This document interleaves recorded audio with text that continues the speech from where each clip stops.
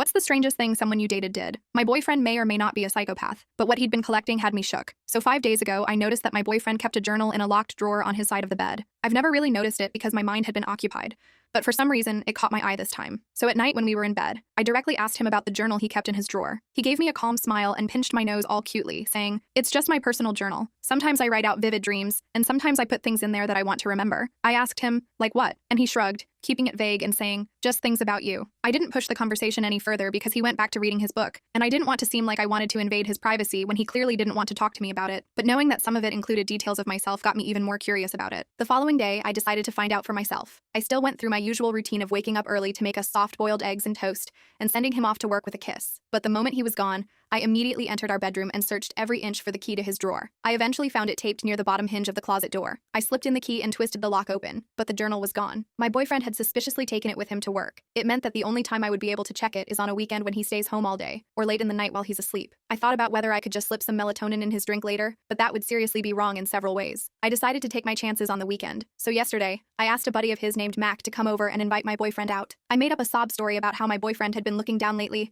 and needed a friend to cheer him up. Mac agreed, and I reminded him not to say that the idea was from me because I didn't want my boyfriend to feel guilty or conscious. He promised to keep his mouth shut. On the following day, Mac showed up unannounced at our front door and dragged my boyfriend out to grab pizza and go bowling together. My boyfriend looked confused and said no, but Mac was persistent. He eventually agreed and said he would be back home in an hour and gave me a kiss on the cheek. I locked the door and ran straight to the bedroom. I found the key again and unlocked his drawer. I almost salivated out of excitement when I picked up the journal. The feeling disappeared when I opened up the first page. I felt chills as I flipped through the pages. My boyfriend had taken several samples of my hair and taped it onto the journal. He had written a date and labeled each sample based on the hair dye and rated it based on how much he liked the color of my hair. I put the journal back in the drawer and locked it up again. I sat in the living room, wondering if I should burn it or call for help. I ended up losing track of time, and my boyfriend suddenly came back home. I stared at him with wide eyes, trying my best to hide my fear. He waved bye to his friend and closed the front door and smiled. Without waiting for me to ask, he said, "You saw it. What do you think?" I dug my nails into my palm and said, "It's different. What exactly was it for?" He paused for a while, then broke into laughter. He explained, "It's creepy, huh? I'm sorry, I was keeping track of your hair color every time you changed it, because I wanted to make a relationship scrapbook for us, but you hated getting your picture taken. So I decided to take a few samples at the salon whenever you get it colored and trimmed." He apologized and said that he can throw it out if it makes me happy. I accepted his answer and said, "I love you, but you do know that after all of this, I'm definitely going to take up self-defense classes in case you really do turn out like a creeper, right?"